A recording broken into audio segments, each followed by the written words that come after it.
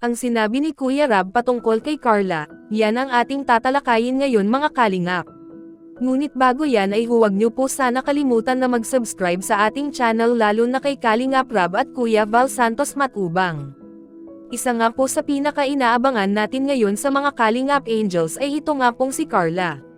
Marami ang nakapansin sa taglay na kagandahan ng dalaga.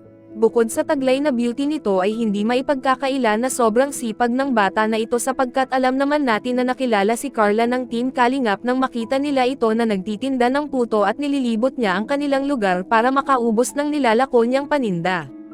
At nang una nga itong makita nila Kalingap Rab ay napansin nila na may hawig ito sa artista na si Leze Soberano at isa sa pinakamaganda kay Carla ay yung sipag na hindi mo makikita basta-basta sa kanyang mga kaedad.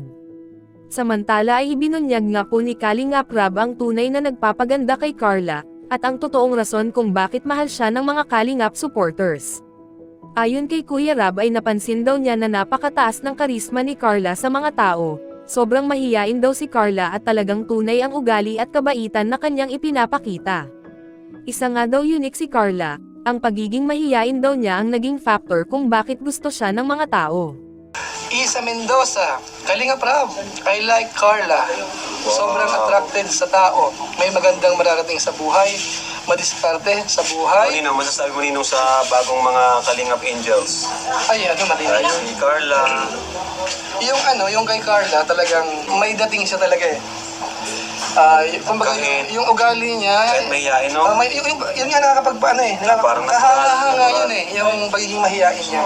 Dala lang ng hiya, yung kay Carla, no? Pero yung parang yung ugali niya na medyo attractive sa mga lalaki yun eh. Yung medyo mahihain na, parang tama. Diba? Maganda ang takbo ng vlog nila Carla ngayon kaya paniguradong ito na ang susunod na bibigyan ni Kalingap Rab ng pabahay. Marami nga ang nagsabi na sobrang deserving daw ni Carla sa mga tulong na ibinibigay ng Team Kalingap sapagkat alam naman natin na sa tuwing binibigyan siya ng pera ni Kuya Rab ay agad niya ito ipinapaayos sa kanilang munting tahanan kaya naman dahil dyan ay sobrang bumilib tayong mga Kalingap. Kayo mga Kalingap ano ang masasabi nyo kay Carla mag-comment lang po kayo maraming salamat.